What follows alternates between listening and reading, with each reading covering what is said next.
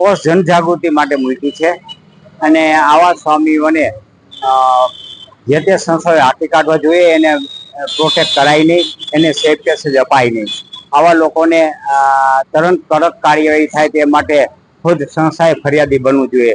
જો સંસ્થા ફરિયાદી નહીં બને તો અમારી આવા પ્રકારની જનજાગૃતિના પોસ્ટો ચાલુ જ રહેશે. સામાન્ય વ્યક્તિને પકડવામાં રાતે 1:30 વાગે 2 વાગે પણ ઘરમાંથી ઉઠાવી દેવામાં આવે છે. તો આવા લંપટ વ્યભિચારી સ્વામીઓને સામે જે કાર્યવાહી કરવામાં શા માટે વિલંબ કરીએ છીએ? શા માટે એને ધાર્મિક વિજય માલ્યાની જેમ એને પ્રોટેક્ટ કરવામાં આવે છે? મારી દ્રષ્ટિએ ન આવવું જોઈએ. એને સેફ પેસેજ અપાય નહીં, એને છટકવા માટેના કોઈ સગવડતાઓ પ્રદાન કરવી જોઈએ. એને થોડી જ એક્શન લઈને જો પકડી લીધા હોત તો આજે એને ગોતવાનો વારો ન આવે.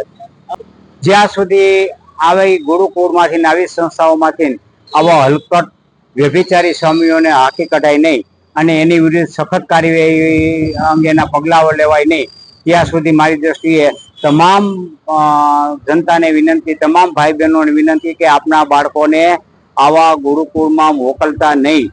આ ગુરુકુળ ત્યારે જ મોકલવા જ્યારે ગુરુકુળમાંથી આવા લંપટ વ્યભિચારી સ્વામીઓનો સફાયો થાય અને ખુદ સંસ્થા એ માટે આગળ આવે અને સંસ્થા એવી ખાતરી આપે કે હવે આવા સ્વામીઓને અમને કોઈ પણ જાતની રક્ષણ નહીં આપી, અમે એમની ઉપર કડક પગલાં લેશું. ત્યાં સુધી આવા ગુરુકુળમાં મોકલવા જોઈએ નહીં.